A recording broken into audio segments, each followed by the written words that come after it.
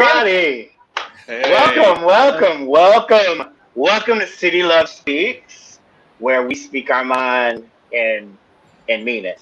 Um, Tonight we have two special guest hosts. I'm really excited to bring on Tanya Giddens and Stephen Moscos, and our regular form fillers, Darius Mooring and Katera, and then a special guest that is filling in for Jeff Sobodash today is Jamie and Michael Williams. So welcome everybody. Thank you. Thank you. Glad to be here. Yeah. I'm so excited that you guys are here. So excited. So we're gonna kick this show off with some fantastic news. So first of all, the Gay Journal is featuring our very own Darius Mooring, because he wrote this incredible article about Representative Malcolm Kenyatta. All right. And so, being an out gay politician, Darius, how was that whole experience? It was it was actually very overwhelming. Very wonderful experience. I'm very grateful to Stephen Libby. He's the editor-in-chief. He hit me up for the Pride, because this is the Pride issue, and they were looking for coming out stories. And I didn't really want my voice in that way.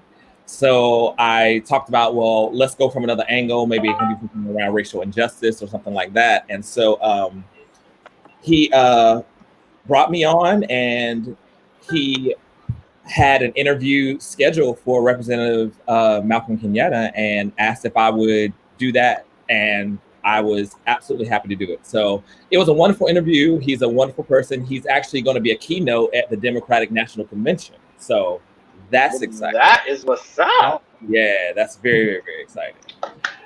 So you guys can go and actually download the Gay Journal for free. What is the website, Darius? You know what? And I meant to have it in here. Hold on one second. We'll make sure we'll have it up at the end of the show, guys. So special birthday shout outs to Auntie Maxine. Yes. And to the amazing, fantastic Life Goals, Angela Bassett. Yeah. Turning 62 years old. She's Life Goals. I'm sorry, she's Life Goals. Beautiful. I'm like, she looks amazing. I'm floored. I'm like, I just hope that I could at one day drink from the same chalice to be this fine at 62. I know she's drinking out of chalice at this point. I'm just like, there's no way. I'm like, she takes Black Don't Crack to a whole new level. Like, I'm here for it. Right. So here for it. It always helps when you have a little coinage too. Well, yeah. As my mama would say, everybody ain't able. Everybody ain't able. That's true.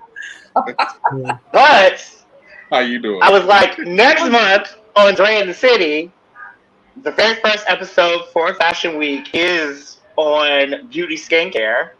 And I'm going to talk a lot about the 24 karat gold mask that is actually affordable. It's an amazing mask that gives you all this good beat with no foundation. I'm here for it.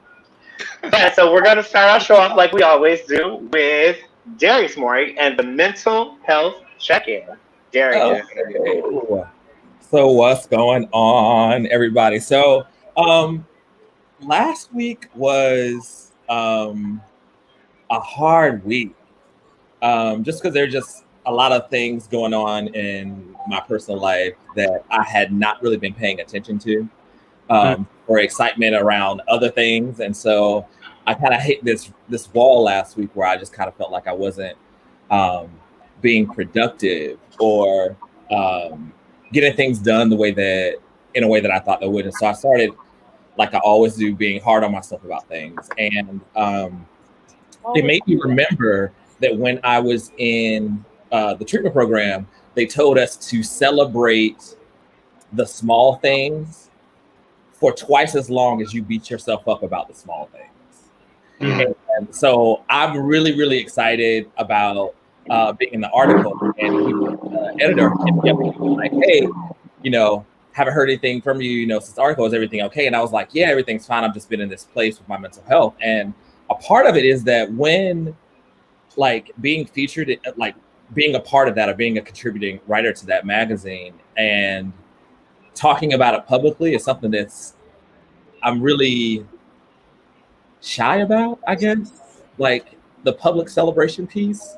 But it's one of those things where it's like, no, this thing is something that I have a support group.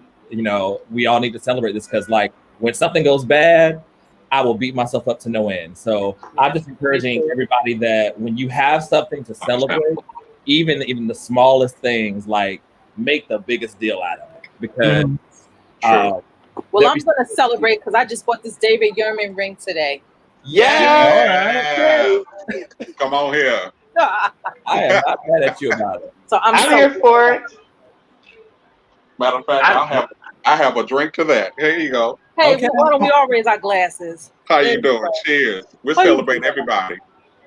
Wait a minute. Yeah, boom. Steven is with no cocktail. Are you gonna make it? I don't drink alcohol. You don't drink alcohol. I don't drink alcohol.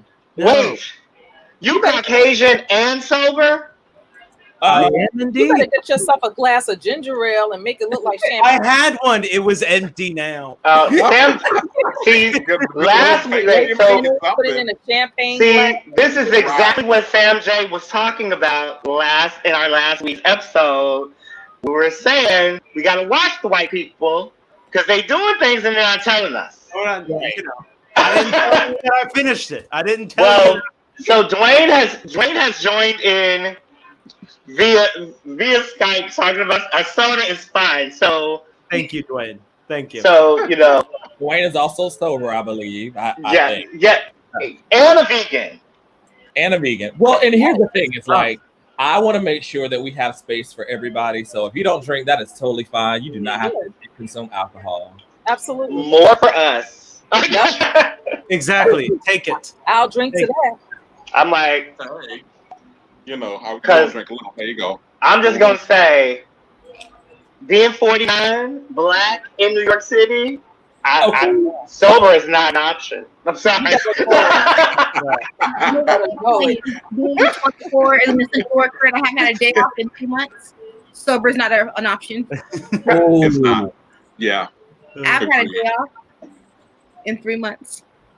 So it sounds wow. like during this check-in that we're finding that somebody is definitely overworked and yeah. Oh yeah. Katara is very overworked, but she's really amazing at her job, y'all. Well, yeah. I mean, I'm probably the proud uncle, beaming and all, but I'm just saying, she's really, really good at her job. Yeah, we need to talk. I want to bring you onto the show. I want to talk about it. Yeah.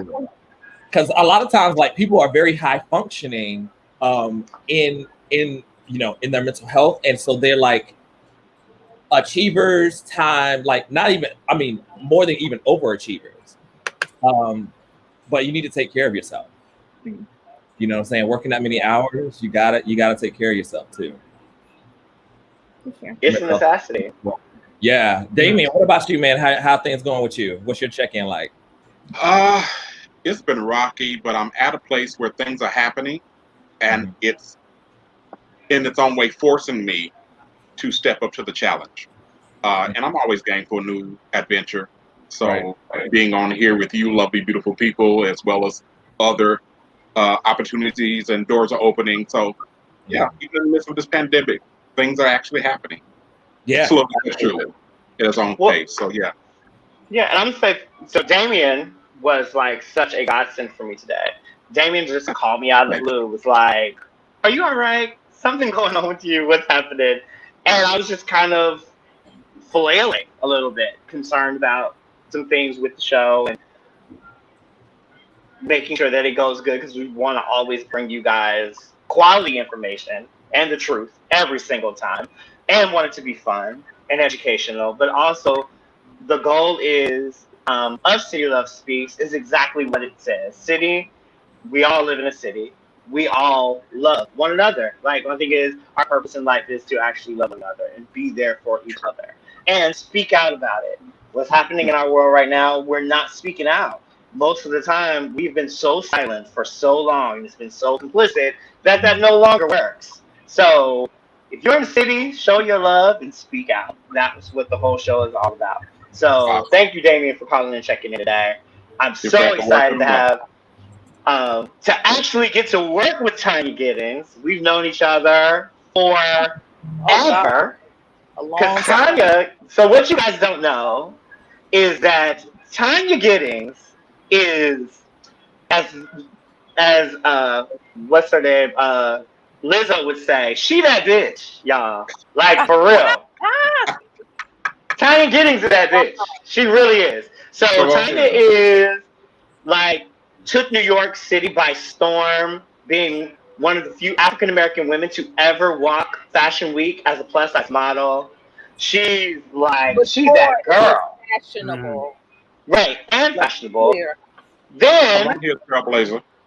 not only magazine editor, like she is responsible for the Paisley Party that is notorious here in New York City, celebrating Prince. It's called the Purple Paisley Brunch, celebrating the music and the legacy of Prince and the Minneapolis Sound. Yes. And shameless plug, we have an event on Friday. We're doing it virtual this year because we were going to do LA. Obviously, that heifer Rona messed up all the church's money. So we decided to do it virtually. So Friday evening, we are doing it's titled Something in the Water, the Ladies of the Park, where we're giving honor to the women who actually laid the foundation for Paisley Park. Wow. So tickets on sale, thepurplepaisleybrunch.com. Yay! Excited. It'll be out this show. And then Stephen Moskos. Hello. Like, Stephen is literally like the MacGyver of the theater world. Down. Stephen, we gotta talk. I would love. Oh my! I'm honored. I'm in awe. I haven't done anything like Jesus. But yes, I write, I act, I host a podcast, a movie review podcast called Should We Keep This? It's produced by an amazing company called Rock Rising, based in Queens. And as far as mental health in relation to productivity, I've had quite a big struggle, both with like a lot of the collaborators that I work with normally being out of the city, the arts in general being on pause, survival work being on pause. It's been tough.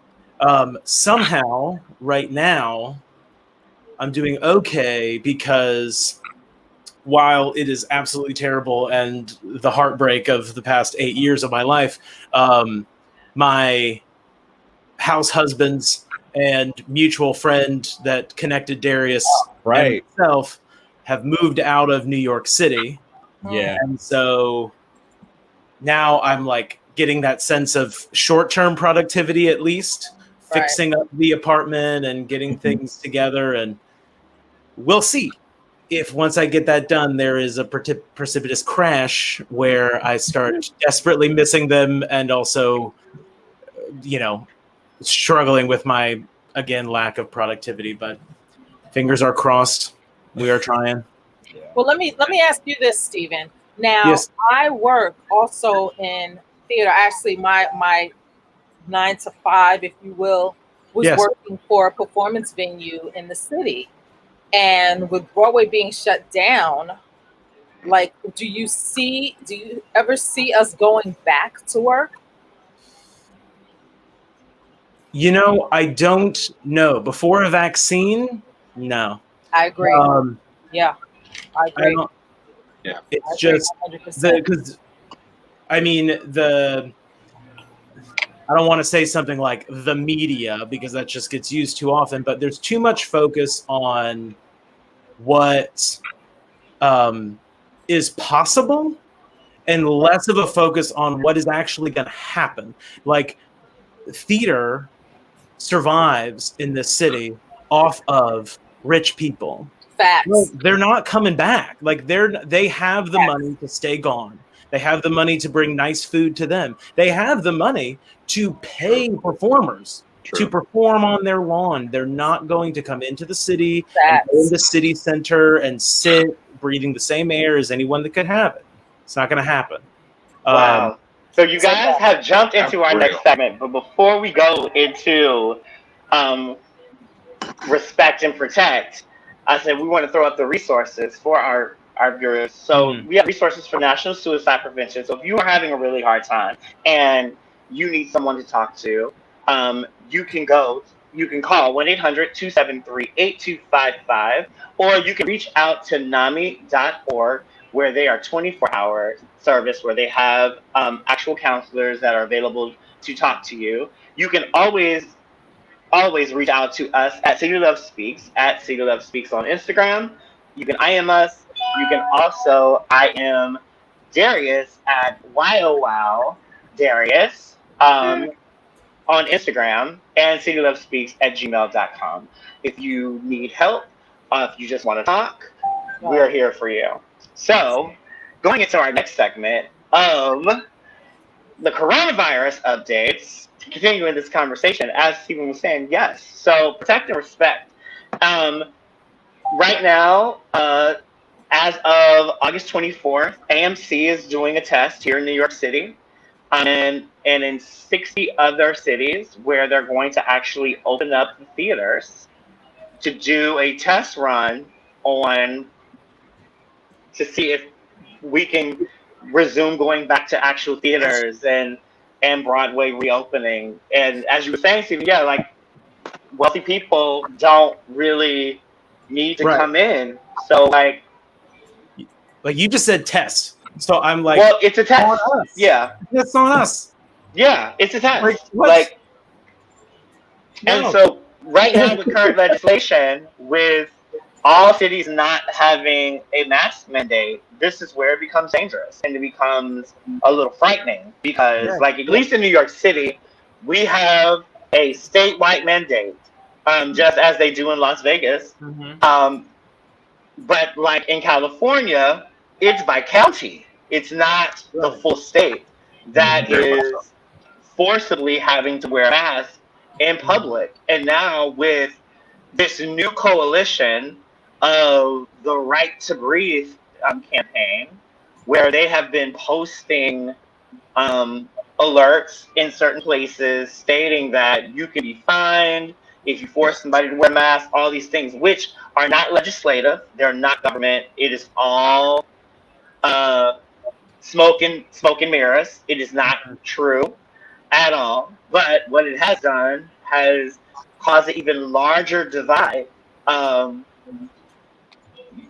Bellamy, I think, said it the best this week in sense of there is no NBA, there is no NFL. And he was in the park, he was like, and they were playing pickup basketball, and nobody had on a mask. People sweating, running around, spitting, all the air around them. Even though it's And this is where I lived. Even though it's mandated, like, you know, we went to the gym together. They weren't enforcing the mask, and now they are. You have to keep it on, except for cardio. You can bring your nose out so you can breathe. But like even those states do have like this law. All businesses are enforcing it. And if I'm at a movie theater in a dark room, are you gonna walk around with a flashlight every 15 minutes to make sure we're wearing masks? Like, how are you gonna enforce that? So I think that it's a good idea. But how are they gonna enforce social distancing? Most people don't go to the movies by themselves. Right. When you do go to the movie by yourself, I already don't want to sit next to a stranger, so I don't put stuff on either side of me. Well, here's the thing. I mean, AMC is doing the most because they're so thirsty for coins that they want to reopen. But that's the dumbest thing that they could possibly do as far as reopening this, unless they have it set up where they've spaced seats like 2 and 1, 6 feet apart. Yeah. Then that might be a possibility. But then they still lose a lot of money. Exactly. So if they were smart, they would invest in drive-through theaters because they're making a comeback. That's going to be the new future. Like, well, that's where the issue comes. When you're here in New York City, that's not possible. Like, there's a place I saw which coincidentally is playing Purple Rain. Right. Was it? I can't remember. Did it It's already? in Queens, isn't it? It happened already. It was in Queens. But Yeah. the average New Yorker does not have a car. Mhm. That's what the subway is for. And then, Subway.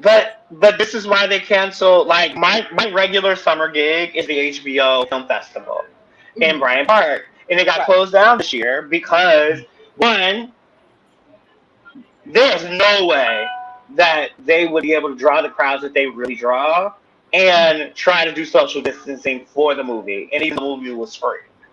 And then making people actually do the social distancing and wear a mask outside amongst all those people. And like it was just like Darius, think about it, like when we like last Sunday we did a picnic brunch out at the pier. And when we got there, thank God we were black because we scared most of the white people away. So we wound up taking over 2 big areas. Yeah. Where we didn't have to have on a mask, but no one had on a mask outside. Like we all had them on coming in. We had them on when we were leaving. Like we went to the bathroom, but no one had a mask on. So I think wearing this whole understanding when to have on a mask, when not to have on a mask, is still out of the norm. CDC just released some information pretty much about the fact that so if you have the antibodies, you're really only good possibly for 3 months. Bam. Meaning that there's still no regular there's no regular way to like even combat this. So I agree with you, Stephen. Until we actually really get a vaccine that really works, we ain't going back outside. But we don't know if the antibody tests are real. Like if the margin of error, the false positive rate is so high, right? That maybe, but what if your test was wrong? Well, my test was wrong. Some false negative. You know? Yeah. We've had patients that she's like, oh, I had COVID, came and got her re-swab. Our swab was negative, like our lab. Then she went to the hospital the next day. Their swab was positive. So yeah. And like within 24 hours, like 2 completely different results. So there's no reason to open things right now, as much as it's frustrating. Like it's just not safe. Mm-hmm. And being that I live here in Los Angeles, California, actually Inglewood, which is 10 minutes away from LAX. In my neighborhood, when the pandemic first started, if when to go out and do your essentials or what have you, everybody was wearing a mask. Now I go out, the people that jog, the people that walk their dogs, no matter where they're going, I barely ever see anybody wear a mask. And it's crazy. And as you know, California has taken the place of New York. Yeah, they are hot real. Yeah. Yeah. I mean, it's absolutely crazy. I mean, and then when people see me with my mask on, they're looking at me funny. Like I'm like, please don't say anything. Please don't. Yeah. Right. Yeah, I get that. And let me just double back a minute. Now, when this whole thing started, I said, all right. It started to look really bad. I knew it was bad when I got my laptop set up for work. So I said, okay, this is not good. And then I said, you know what? Give it until September. Maybe September we can start to get back to some sense of normalcy. Then they started talking about a second wave. Then people were like dropping like flies. I mean, to the point where I didn't even go on social media. I didn't look at my news feed or anything. I just looked at my page and people were commenting on things. I would respond, or I was in the inbox. And then of course, people are deluging you with all these conspiracy theories, all this propaganda, COVID propaganda, and to the point where I just like I spazzed out. And once I got myself together, I said, well, maybe September is not going to be good. Maybe the end of the year. And then the news, it came on the news, oh, Broadway is officially shut down. I was like, whoa. Yeah. This is heavy. Yeah. All those people that have jobs like myself and you, Stephen, who work on Broadway and the surrounding areas, Carnegie Hall, City Center, Lincoln Center, we're asked out. We're asked out. And now people still don't get it. They still don't understand how serious this is. And until people really understand and until people realize that this is not going anywhere, we're going to remain like this. But what really irritates me the most are these damn millennials who think that they're so invincible that nothing can possibly happen to them. They're having COVID parties to see who's going to catch it first. Wow. Literally. Like, we weren't that stupid. No. We did dumb things, fortunately, before the, as I like to call it, the internet came about. Right. No. Right. It's true. We weren't that dumb. No. We weren't. No, not dumb. It's embarrassing. It's embarrassing over here because when the mayor has to say those who they find are having the big parties that they're going to shut off their water, their power, and the whole nine, I'm like, why does it have to go to that point? Wow. Why? Because, I mean, and that shows you that the American people are also selfish. Well, and it also shows you the factor that most of these people are following what's on top.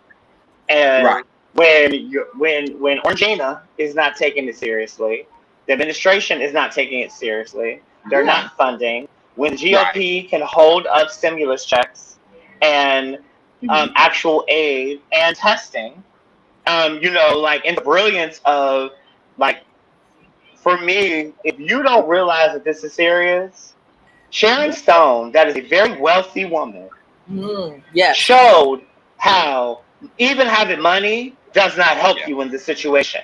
When there are no tests, when the state does not allow you to have a test unless you are like symptomatic, like not even that you've been exposed, that you're asymptomatic, that she has family members that are literally on death's door in the hospital, unable to communicate with each other. They have to communicate through an actual nurse.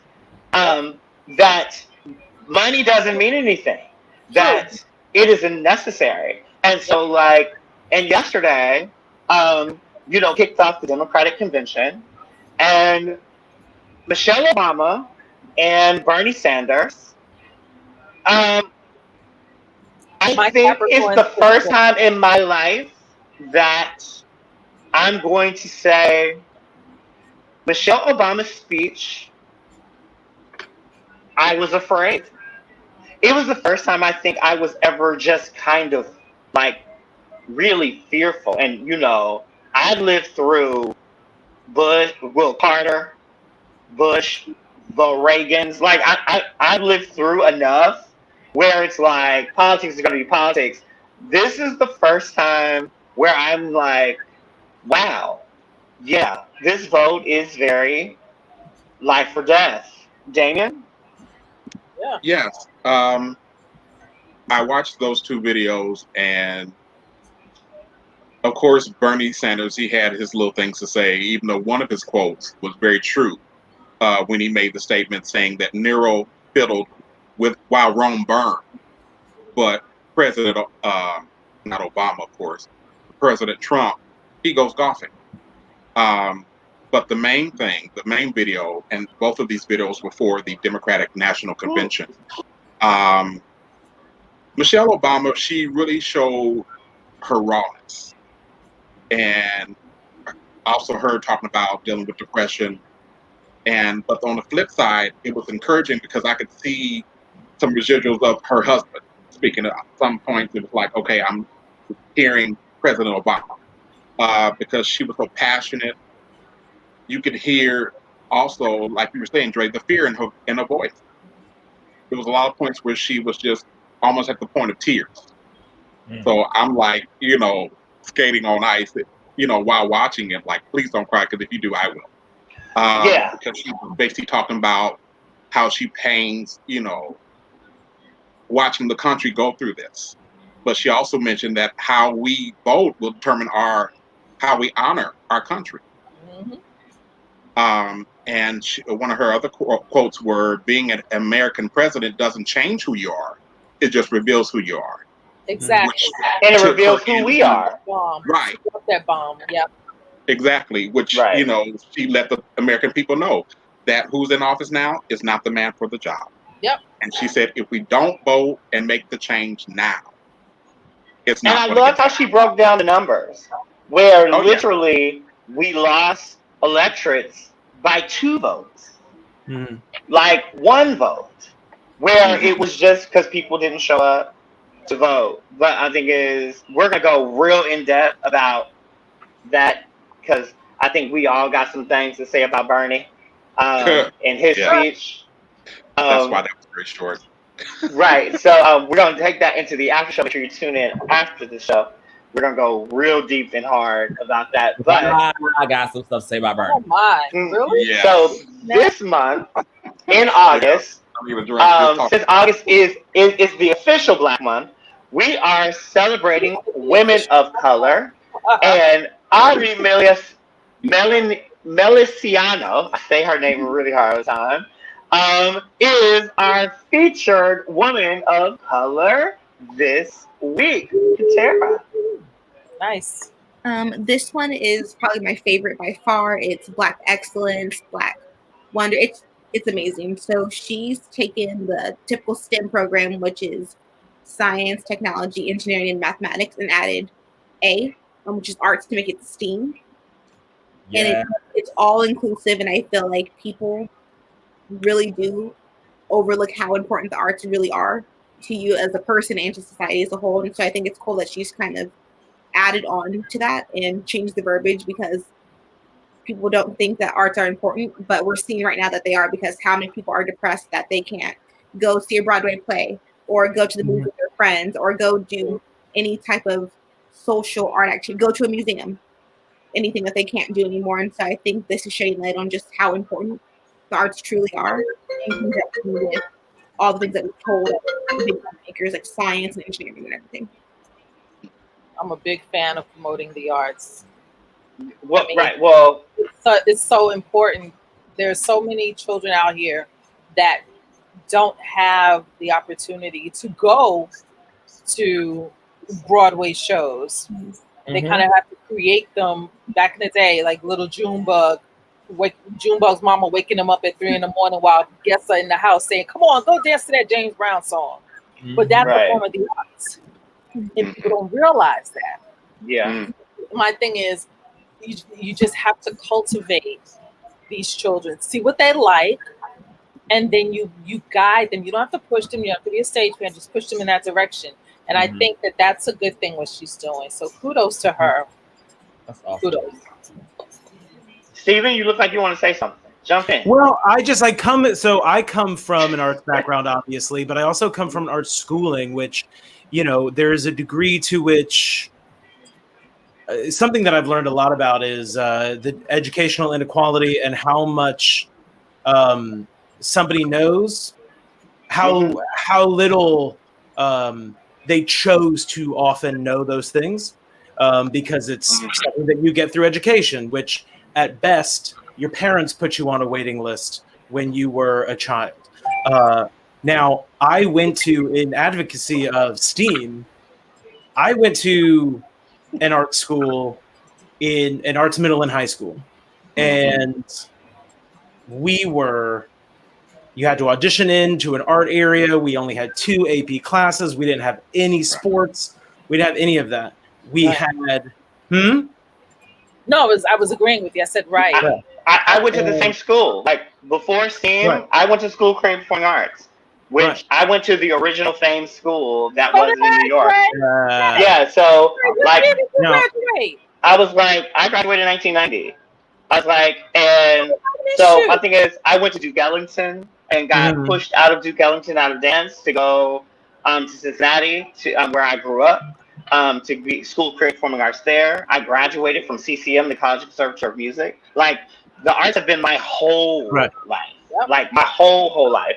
Everything that I've done, I've been on Broadway 3 times. I've like toured and recorded a CD and like had an album, and like I've done it all outside of fashion. And it was just like, so I understood like this STEAM, like before there was STEAM, there was the art school, like the school you went to. And so I totally agree with what you're saying. As far as resources are concerned, my school got the least amount of money per student than any other school in the state of South Carolina. True. But Okay. we were ranked second in the state of South Carolina. And I'm sure there's a number of factors that have to do with that. But we were also excited to go to school. Yeah. You know, we had 100-minute blocks, AB classes, and 200 minutes out of every AB day was your art area. You know, and that's to say that 25% of your schooling is dedicated to an art area is rare in public education. True. And it showed extreme results. It's, you know, there's I was listening but also those extreme results came from the factor that fortunately when you go to those types of schools, the classrooms are smaller. Yes. You do have an essential amount of help because what you're taught to do as a child in the arts is a thing that you have to do as a grown-up that most people that don't go to art schools know how to do. They don't know how to raise money. So you learn how to raise money for your education. And you learn how to raise money so that you know that you need to do a vocal intensive. And so now you're doing this concert and you're selling tickets and your parents are now involved. Like it becomes a whole community environment all of the time that was never really instilled in the public school system. Mm-hmm. And so since that doesn't happen, then I can put 40 kids in a classroom with 5 of those kids being special needs but not diagnosed, with a teacher that doesn't really want to be there, that really hasn't even finished school yet. That's true. That's where, like, I was fortunate in the sense of, especially being Black, I was given some graces that most Black kids were not given, and then I just happened to be talented.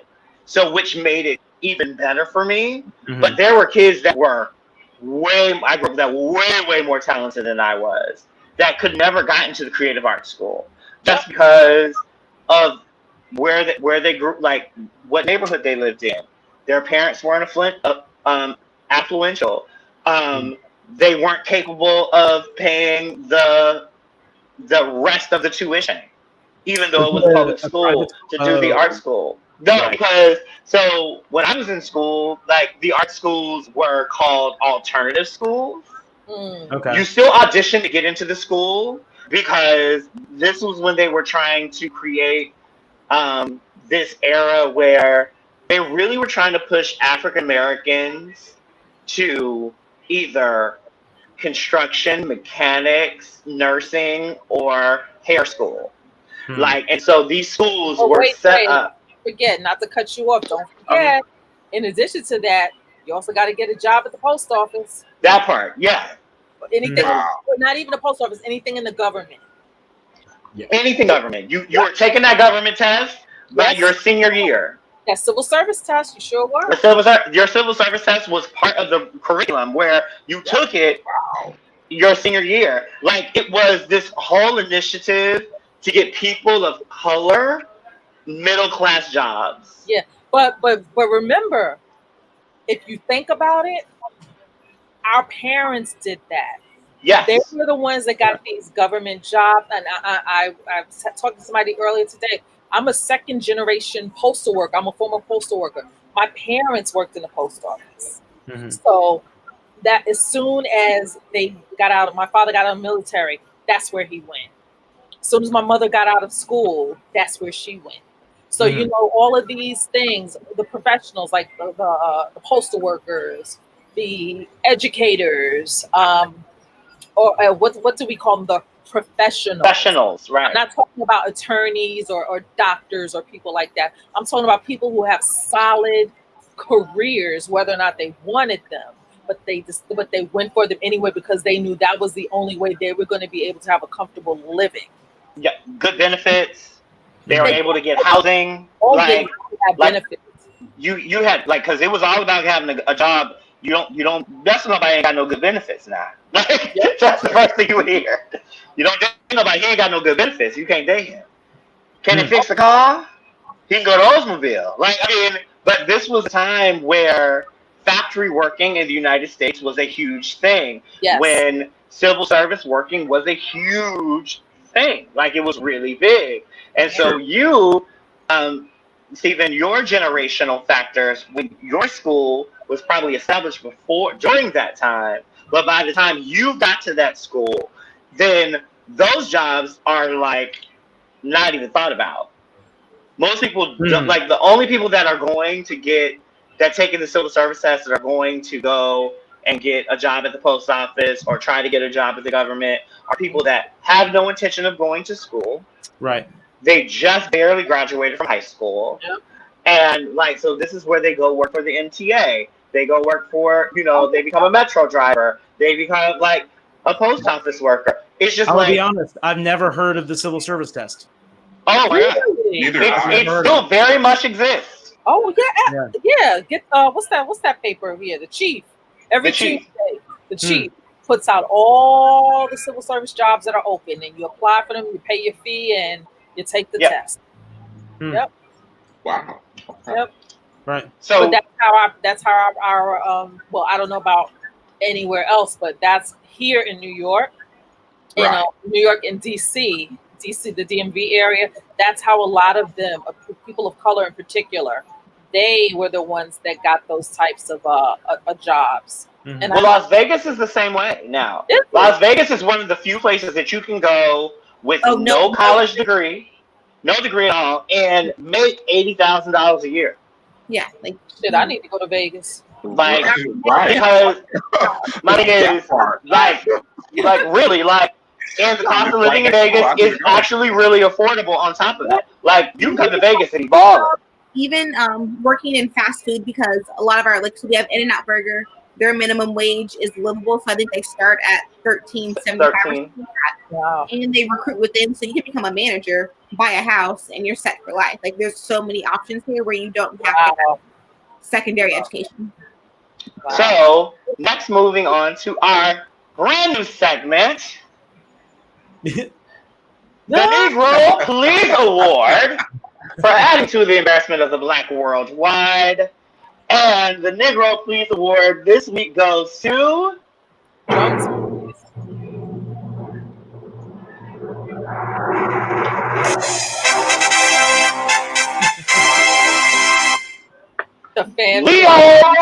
Terrell.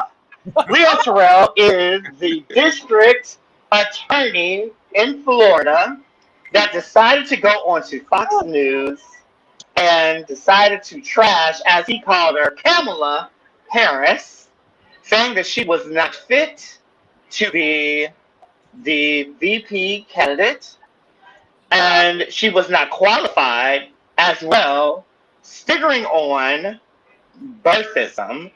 So, Leo Terrell, Negro, please. So, wow. And our next segment, Black Like Me, Tanya. Notice my Kamala Harris shirt. Wait, we gotta show off my Black Lives Matter shirt. Right. Yeah. Come on here. Yeah. Yes. So, this racism thing with Kamala Harris, Tanya. This picture. Yeah. Gives me life.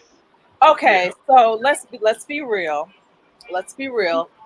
Kamala is an HBCU grad. I'm an HBCU grad, so I get where she's coming from with this. I think for me, it's unfair for them to peg her as this pseudo Black woman. Just from this picture alone, she has Texas Pete in her hand for corn's sake. Right. I mean, we know that she's a Black woman, and first of all, her father is Jamaican. Am I correct? Jamaican? Yeah. And her West Indian, yeah. Her mother's Indian, East Indian. So technically, Jamaican is Black. Down. So, all these people say, oh, she's not really Black. or she's this person, she's this ethnicity. Please. Let's just call a spade, because in the real world, if she was not who she is, they'd be like, look at this light-skinned Black woman. Exactly. Let's call a spade. I think that the question of the Blackness really started with like millennials and Generation Z, because all over Twitter when she was running for president, people were saying, oh, she's pandering to Black people, but she puts Black people in jail. Like, oh, like why is she on hot sauce? Like that's so extra. So it really started with the younger Black community, because millennials are the hardest generation to please politically, because they want a perfect candidate, and that does not exist. There's no such thing. Going to happen. Politicians aren't supposed to be likable. Like if you like a politician 100%, 50% of the country does not like that candidate. So stop looking for this perfect, the most woke, pro-Black. You're not going to get that. Find the one that has your best interest at heart and go from there. So young Black people are actually Kamala Harris's worst critics, because they're the hardest to please, and they have these high expectations because they're holding everyone accountable. But politicians they're not humans. Like they're on a different wavelength morally. You're not going to like them all the time. Right. True. Yeah, we've seen how like happened with Obama as well. I'm sorry, I didn't mean to cut you off. But this really happened with Obama. You know. Well, yeah, the birthism. Like, yeah. But it's going to always happen with a Black candidate. And partial reason it's going to happen with a Black candidate is because at the end of the day, when you go back to our forefathers and how this is, technically, we aren't American, because we were brought over here to work. We were cattle. Like, we were property. We weren't considered human. So we're still trying to humanize. But Dre, let's keep it real. You know my phrase, let's call a spade. True. If I were running for vice president, they would not question my Blackness. Well, no, they wouldn't question your Blackness, because then the next question is, but what we have seen is there were other viable candidates that were as dark as you that it would be questionable that aren't. Well, let me just the VP pick. Just because Stacey Abrams is not ready.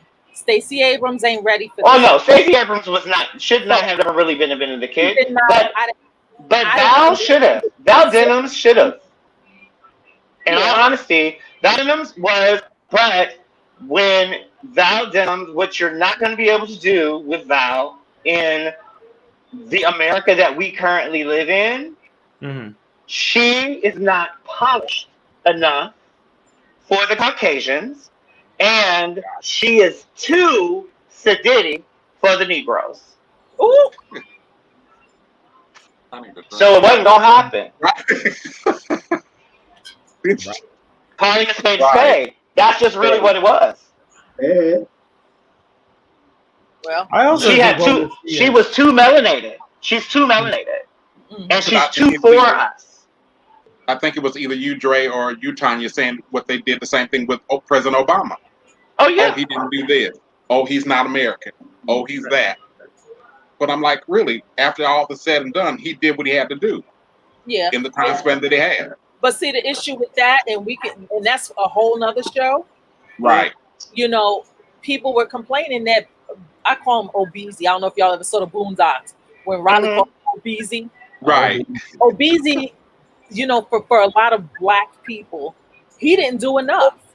But at the end of the day, he's not supposed to do just for Black people. He's supposed to do for the entire country. And people fail to understand that. Just like this one here, I don't even acknowledge him. He's supposed to do for everybody. But he's pooping on the people who really needs their votes, in other words. I call it Jesse Jackson syndrome. That's what I call it. Oh, I also think it's because she's not that liberal, and you've got a super. I'm gonna call it a spade. I call it Jesse Jackson syndrome. That's what this is. This is Jesse Jackson syndrome. But so Steven. Yo. So we decided we're going to do Steven's show on our show, and Steven chose the movie Tangerine, talking about Black folks. So Steven, take it away. Well, all right. I have a clip of it. You want me to show the trailer? Yes. Oh, sure.